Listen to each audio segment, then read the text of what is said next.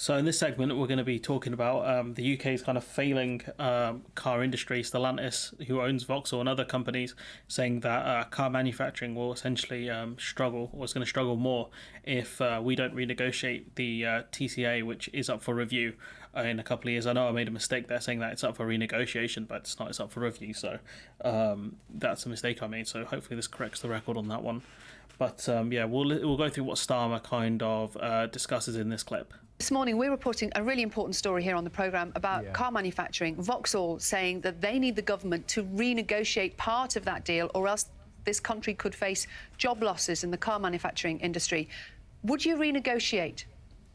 Well, look, I saw that story breaking this morning and my heart sank because, you know, we have led on car manufacturing for many years in this country. We shouldn't accept sort of the decline that comes with this story. Behind the story is the problem of supply chains, and one of the big aspirations of the next Labour government is to make things here in Britain so that the supply chain is here in this country. So one of the issues is going to run into the fact that, you know, electric cars need things like lithium, as well as potentially other chemicals that, you know, lithium we can't produce in the UK because, yeah, you know, it's a natural resource. So the other chemicals, I'm not sure if we can produce them here, but you'd have to source them from the EU, or, you know, in order to kind of get around rules of origins, because it's got to emanate either within the UK, the United Kingdom, or within the EU. So that's one of the problems it's going to run into. So it's more than just about, you know, kind of making the stuff here, making the cars here. It's about making kind of as many of the components as you can, as many of the chemicals as you can, in order to avoid kind of that 10% tariff. What would you say to them? To be a leader. But on the specific question of the Brexit deal, look, we're not going to re-enter the EU. We do need to improve that deal. We need so you would renegotiate? Well, it comes up for renewal, and of course we want a closer trading relationship. Yes, absolutely do. You know, we want a closer trading relationship. We want to ensure that Vauxhall and many others can not just survive in this country, but thrive in this, because there are jobs bound up. There'll be families watching this morning, either employed at Vauxhall or similar places, deeply worried about what this means. So yes, we need a better Brexit deal. We will make Brexit work. That doesn't mean reversing the decision going back into the EU, but the deal we've got, you know, it was said to be oven ready. It wasn't even half baked. So of course we've got to repair that, along with all the other things that we'll have to repair if and when we're privileged to come into government. So the issue he's going to run into is he's going to have to renegotiate with the EU, and this is something we're going to discuss a bit more into next week. Kind of the likelihood of the EU kind of giving any leeway on this rules of origin exception. So what happened was it was meant to be timed. I think it's going to end next year.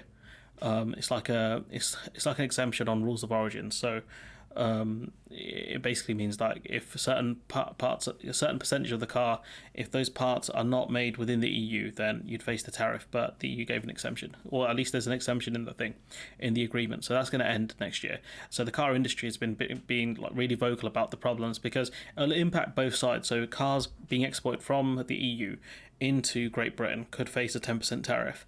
And cars going out of Great Britain into the EU could face that 10% tariff. So it's obviously prohibitive, but I'll discuss why I think it's much, much worse for the UK than it is for the EU. So I covered this about 4 months ago, and so I'll link it below in the description. And so one of the problems is that neither side wants to ask to have that clause kind of renewed or made permanent, the one on rules of origins, because if they ask for it, then they know the other side will ask for some sort of concession.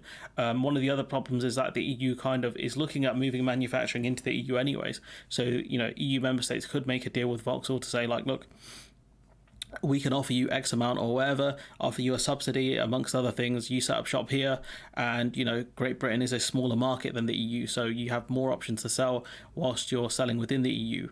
And if we offer you this much, then, you know, at least, you know, that 10% tariff won't sting as much. And obviously there's the argument of if more and more manufacturing leaves the UK, say car manufacturing in this case, who are we going to buy the cars from? Because the less we produce here, the more we have to import, and there will still be people who are looking to buy brand new cars. You know, the second-hand car market is going to have a lot of enjoyment out of this stuff, but there are still going to be people looking to buy brand new cars, so a 10% tariff might not be too prohibitive for them. And that's something, like I said, we'll discuss in another video, but this topic I've kind of discussed before about 4 months ago, so I'll link that below.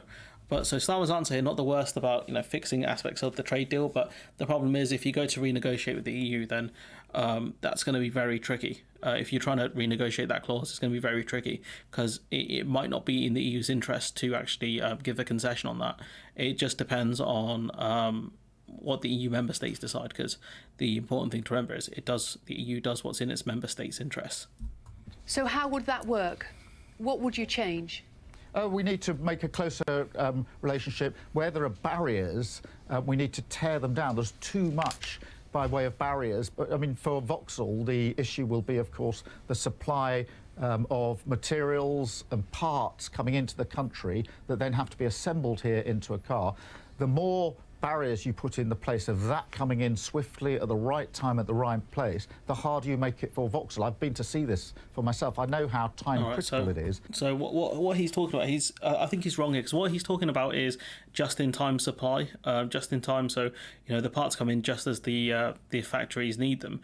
But what Vauxhall have been talking about, I believe, from what I've read, is about the 10% tariff that are going to be implemented because of rules of origin. So he's talking about the components coming in, but the problem is the components and the chemicals used have to be majority manufactured either within the EU or the UK. So they're talking about rules of origins. He's talking about supply chain. So there's two different things here, and so that concerns me a bit. Of either he is deflecting because he knows it's going to be tricky to have those components made within the EU or the UK, or he genuinely doesn't know. That those parts all arrive at the factory at the precise time that they are needed. And it's breaking down those barriers that are critical. And that's what we'll be focused on. So this is predominantly, the issue isn't just to do with supply chains really, and just-in-time supply. It's to do with rules of origins.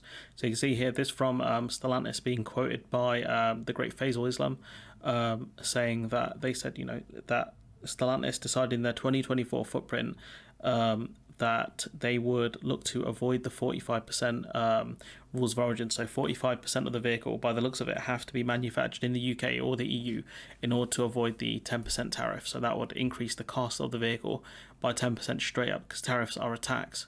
That's one of the key problems here. Making Brexit work for businesses so that they can thrive.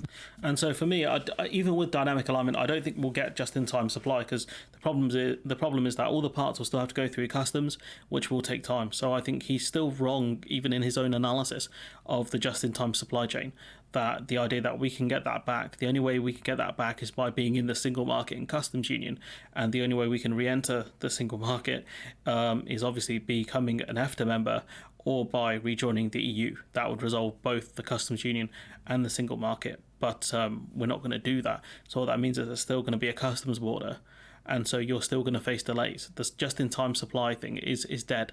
Rest in peace. That's what it is. So he's just waffling, I think, at this point, and just like I am. So I want to leave it there. Let me know what you think in the comments below. Like, comment, share, subscribe, support the channel on Patreon if you can, and hopefully I'll see you in the next one.